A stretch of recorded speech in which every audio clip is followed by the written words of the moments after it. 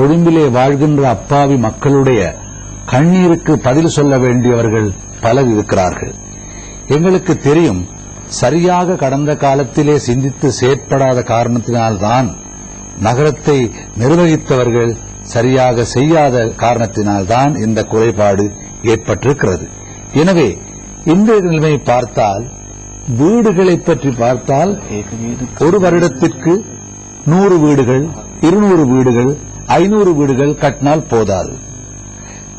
இப்போது காணிகளிலே, ரயில்வே பாதைகளிலே மற்றும் இந்த பாதை ஓரங்களிலே, ஏரிக்கரை ஓரங்களிலே 35,000 குடும்பங்கள் வாழ்ந்து கொண்டிருக்கின்றன. சிலர் இருக்கிறார்கள் தமது காணிகளிலே இருக்கிறார்கள், அது 35,000 பேர் தமது காணிகள், ஆனால் பொருத்தமற்ற வீடுகள். எனவே மிக விரைவில் 35,000 வீடுகள் கட்டப்பட வேண்டும். கட்டப்பட்டால் மாத்திரம் போதாது, வீடுகள் கொடுக்கப்பட்டது பிறகு அவர்கள் அந்த வீடுகளுக்கு வந்து அதன் பிறகு பழைய வீடுகளுக்கு மீண்டும் போவார்களா என்பதை பற்றியும் நாங்கள் பின்தொடர்ந்து කණ්காணித்து பார்க்க வேண்டும். அது மிக மிக அவசியம்.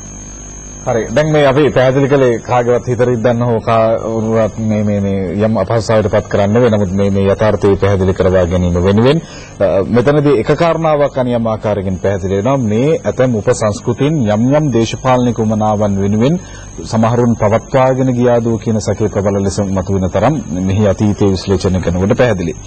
මේ ජනතාව සම්බන්ධයෙන් මූලික වගකීම් දරන ආයතනවල ස්වභාවය අපි කෙටි හඳුන්වා ගැනීමකට යා යුතුයි කරුලේ කමතුමනි. කවුද මේ මූලික වගකීම බාරගත යුතු වෙන්නේ? දැන් අපි තේරුම් ගන්න ඕන විවිධ අපේ පාලන ක්‍රමවේදයක් තියෙනවා. ජනාධිපතිතුමා තියෙන මූලික වශයෙන්ම, ඊළඟට තියෙන රජය, ඊළඟට තියෙන පළාත් සභා, ඊළඟට තියෙනවා නගර සභා. විශේෂයෙන්ම කොළඹ නගර සභාව ගත්තොත් මේ හැම ආයතනයකටම විවිධ වගකීම් තිබෙනවා. ඉතින් මේ වගකීම් තුල හඳුනාගෙන ඒ වගකීම් මොනවද කියන එක හඳුනාගෙන ඒ වගකීම් තුල අනිත් ඉහළ ආයතන සමග එක්ව කටයුතු කරලා තමයි අපිට නිසි ප්‍රතිඵලයක් ලබන්නට පුළුවන් වෙන්නේ. මෙහෙම මම කියන්නේ කොළඹ නගර සභාව ගත්තොත් කොළඹ නගර සභාවට අයිති වගකීම් රාශියක් තිබෙනවා. ඒව තමයි මම හිතන්නේ කෙලින්ම ජනතාවට දැනෙන වගකීම්. කියන්නේ කොළඹ නගරය පිරිසිදුව තබා ගැනීම, ඒ කියන්නේ කුණු එකතු කිරීම, පාරවල් අතු ගෑම, මේ සම්පූර්ණ වගකීම තියෙන කොළඹ නගර සභාවට. ඊළඟට ස්වරේජ් සිස්ටම් එක, ඒ කියන්නේ වැසිකිලි පද්ධතිය සම්පූර්ණයෙන්ම තියෙන්නේ නගර සභාවට. ඊළඟට මේ වැසි වතුර බහලා යන ඩ්‍රේනේජ් සිස්ටම් එක සම්පූර්ණ වගකීම තියෙන්නේ කොළඹ නගර සභාවට. පාරවල් මම හිතන්නේ කොළඹ තියෙන පාරවල් බේස් ලයින් පාර හැරුණම අනිත් සෑම පාරකම වගකීම නඩත්තු කිරීමේ වගකීම තියෙන්නේ නගර සභාවට. payments අධික වේදිකා නඩත්තු කිරීම තියෙන්නේ නගර සභාවට. ඒ වගේම පොදු වැසිකිලි, මෙන්න මේව තමයි මේ ජන කොටස වලට බලපානවා. පොදු වැසිකිලි නඩත්තු කිරීම, පොදු නානස්ථාන නඩත්තු කිරීම, ඒ වගේම ක්‍රීඩා පිට්ටනි නඩත්තු කිරීම. මෙන්න මෙවැනි දේවල් කෙලින්ම නගර සභාවට අයිති, ඒගොල්ලන් ඒ අයට ලැබෙන ආදායමින් කළ යුතු දේවල්. ඒකම ඉහළ මට්ටමේ සැලසුම් තියෙන්නේ ඊට ඉහළ. ඒක තියෙන්නේ මධ්‍යම රජයට. නාගරික සංවර්ධන අධිකාරිය ඇති කරලා තියෙන්නේ විශේෂයෙන්ම මේ සැලසුම් ඇති කරලා දැන් ආයෝජකයන් ගෙනීම, විවිධ ව්‍යාපාර සඳහා මේව යෙදවීම, මුළු කොළඹම සහ තදාසන්න ප්‍රදේශ ආශ්‍රිතව සැලසුමක් ඇති කිරීම, එහෙම නැත්නම් වෙන මුදල් පිටතින් ලබාගෙන රජයේ ප්‍රතිපාදන හෝ වේවා, ලෝක බැංකුව වැනි ආයතනකින් ලබාගෙන මෙවැනි දේවල් තියෙන්නේ නාගරික සංවර්ධන අධිකාරිය සහ මධ්‍යම රජය. ඒ වගේම මේ ගෙවල් තට්ටු මහල් නිවාස හැදීමත් තියෙන්නේ නාගරික සංවර්ධන අධිකාරියට. ඒකට හේතුව ඒවට විශාල මුදලක් වැය වෙනවා. ඉතින් ඒවා නගර සභාවකින් කරන්නට පුළුවන් දේවල් නෙවෙයි. ඒ කියන්නේ මේ ඔබතුමාලා මේ වැඩ පිළිවෙල පටන් ගත්ත පස්සේ නෙවෙයි. එදා ඉඳලම ක්‍රමය මේකයි. එදා ඉඳලම ක්‍රමවේදය මේකයි. නමුත් අපි දැන් හුඟක් වෙලාවට දැකලා තියෙනවා දැන් කවුරු හරි කියනවා නම් මම මේ නගරාධිපති වෙලා මෙවැනි කොළඹ මේ වගේ සලස්මක් මට තියෙනවා මම මේවා ඒක බොරුවක්. ඒක කරන්න බැරි දෙයක්. ඒ කියන්නේ නගර සභාවේ ආදායමෙන් පමණක් කොළඹ නඩත්තු කරන්න කොළඹ සංවර්ධනය කරන්න බැහැ කියන ස්ථාවරය ඔබතුමා ඉන්නේ. ඒක කරන්න බෑ. අර මම කිව්වා වගේ Tamanට අයිති වැඩේ Taman කරන්නට ඕන. Tamanට අයිති වැඩේ Taman කරන්නේ නැතුව ඒක කරන්නේ නැතුව වෙනත් දෙයක් කරනවයි කියලා කියනවා නම් ඒක බොරුවක්. ඒක කරන්නට බෑ. ඒක මුලා කිරීමක්. තමන්ට අයිති වැඩ විශාල රාශියක් තියෙනවා කොළඹ. අන්න ඒව කරොත් තමයි කොළඹ වැසියන්ට යහපතක් වෙන්නේ. මෙතෙන්දි තවත් වැදගත් කාරණයක් වෙනවා මෙහි තියෙන සංකීර්ණ භාවය නිසා මෙන්න මේ ඉහළ මට්ටමේ ආයතනත් මේ පහළ මට්ටමේ ආයතනත් අතර සම්බන්ධතාවය සහයෝගීතාවය එකට වැඩ කිරීම ඉතාමත්ම වැදගත් වෙනවා. එහෙම නුනොත් ඒ කාරණය සිද්ධ වෙන්නේ නැහැ. ඒකත් අපහසු වෙනවා. එතකොට වෙන්නේ එක කට්ටියක් හදනකොට අනිත් කට්ටිය පස්සෙන් අදිනවා. බාධක දානවා. එහෙම කරන්නට බෑ. මේකට හොඳ උදාහරණයක් මම දෙන්නම්. මේ නාගරික සංවර්ධන අධිකාරිය ආරක්ෂක අමාත්‍යාංශයේ යටතට පත් වුණු අවස්ථාවේදී මේ අපි මේ කොළඹ සලස්ම හදපු අවස්ථාවේදී මම කිව්වා මේ කොළඹ තියෙන කුණු අහක් කිරීම ඉතාමත්ම වැදගත්. අපි මූලික වශයෙන් කරපු දෙයක්. දැන් මේක කරනකොට අපිට මම කිව්වා ඒ වගේම මේකේ මූලික වගකීම තිබුණේ කොළඹ නගර සභාවට. දැන් කොළඹ නගර සභාව ආරක්ෂක අමාත්‍යාංශය යටතට එන එකක් නෙවෙයි. නමුත් මේ අවස්ථාවේදී කොළඹ නගර සභාවේ පුරපතිවරයෙක් සහ පාලන තන්ත්‍රයක් තිබුණේ නැහැ. විශේෂ කොමසාරිස්වරයෙක් හිටියේ. මට හැකියාව ලැබුණා මේ විශේෂ කොමසාරිස්තුමත් ඒ වගේම නගර සභාවේ කොමසාරිස්තුමත් ඒ ඉංජිනේරු කණ්ඩායමත් ඒ කට්ටියව ගේ සහයෝගයක් ලබාගෙන මේ කාර්යක්ෂමව ඉටු කරන්නට අර අවශ්‍ය අධීක්ෂණය ලබා දෙන්නට. මොකද මම මේ කාරණේ බලාගත්තලා මේක හොඳ උදාහරණයක්. මේ සඳහා මිලියන ගාණක් නගර සභාව වියදම් කරා.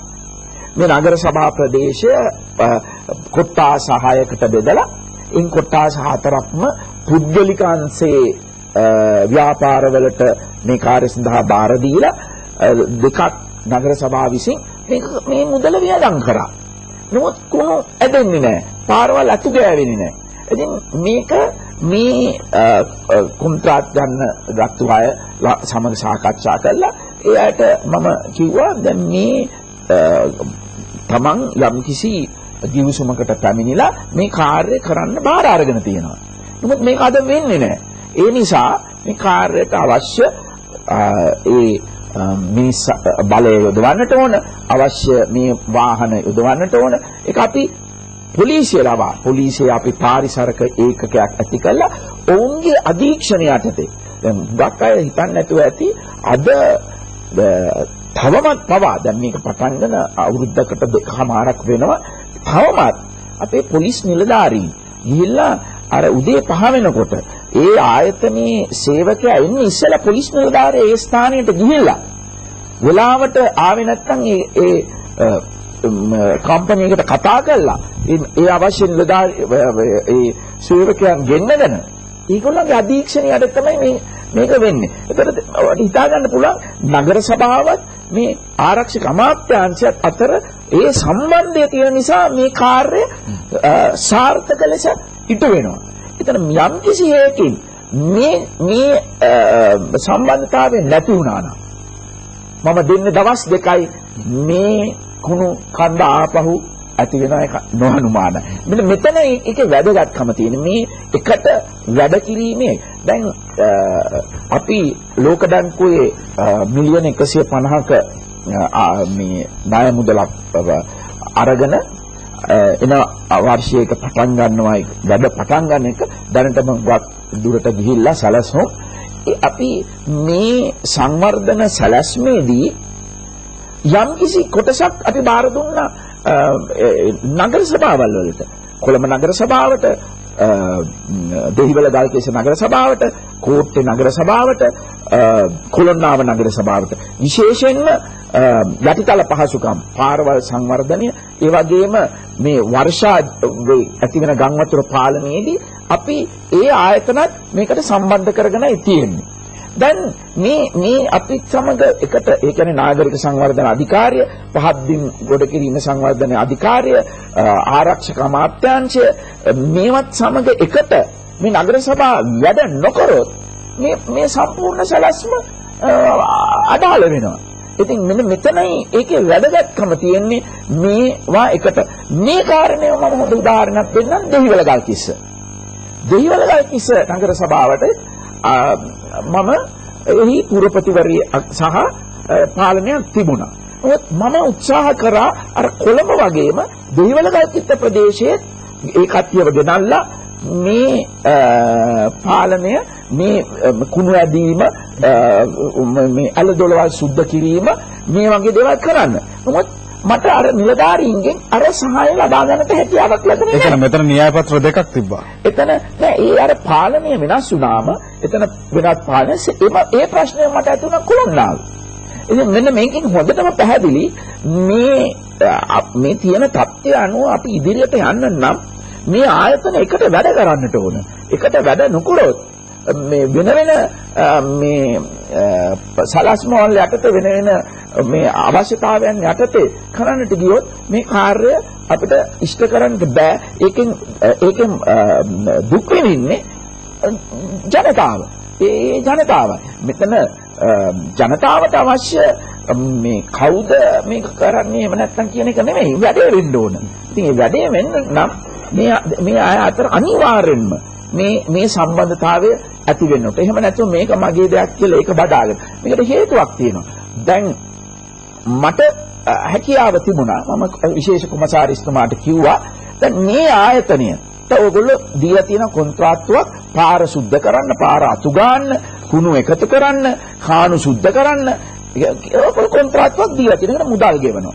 දැන් මේ ආයතනයේ ඒ කාර්යය සිද්ධ වෙන්නේ නැත්නම් ඔබ අනිවාර්යෙන්ම ඒ කොන්ත්‍රාත්තුව නවත්තලා ඒක කරන්න පුළුවන් එක්කෙනෙකුට දෙන්න ඕන කියනවා.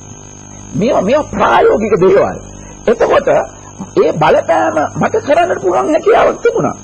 මොකද ඒ පාලනය මාත් සමග එකට වැඩ කරන නිසා. දැන් මේ කාර්ය මට කරන්නට බැරි නම් ඒ අමාත්‍යාංශය අපිට වශයෙන් අපිට කරන්න බැරි නම් මොකද වෙන්නේ? පොලිසියට ඒක කරන්න බැරි නම් මොකද වෙන්නේ? මේක කඩාගෙන රාහුලන් මෙතනදී මේ කොළඹ ඇතුළු මේ නගර වැසියන් වෙනුවෙන් ඉටු කළ යුතු නමුත් නගර සභාවට තනියෙන් කරන්න බැරි දෙයක් තියෙනවා.